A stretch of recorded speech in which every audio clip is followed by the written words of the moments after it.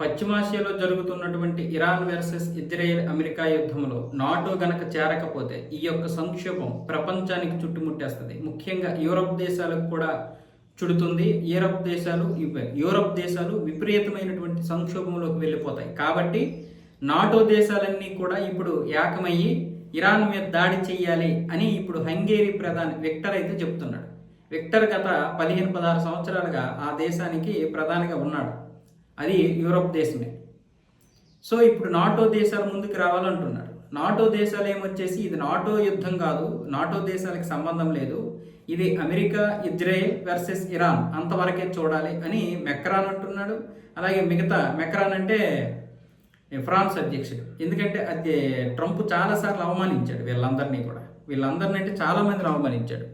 ఏమంటున్నాయంటే యుద్ధం ప్రారంభమైనప్పుడు NATO secretary general mark రుట్టే America Israel సైనిక చర్యలను బహిరంగంగా ప్రశంసించారు. ఇరాన్ అణుబాలిస్టిక్ క్షిపణి సామర్థ్యాలను తగ్గించడంలో ఇది ముఖ్యమని కూడా చెప్పారు. సభ్య దేశాలు అమెరికా చర్యలకు సహకరించవచ్చని సూచించారు. అయితే Germany chancellor Friedrich Merz, France అధ్యక్షుడు ఇమ్మాన్యుయల్ మెక్రాన్, యూకే ప్రధాని కీర్ స్టార్మర్ ఈ యుద్ధం యూరోప్ యుద్ధం కాదని చెప్పారు.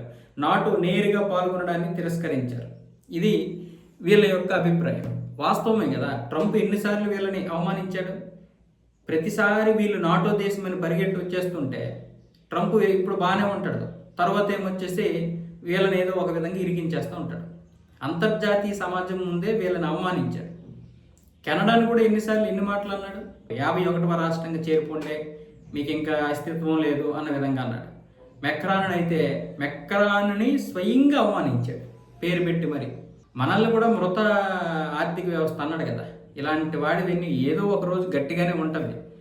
ఏ మాటను కూడా మనము మర్చిపోము, ప్రపంచము మర్చిపోదు. అందుకే ఈరోజు నాటో ఆ పరిస్థితికి వచ్చేసింది, ఆ నోటు దూల వల్లే.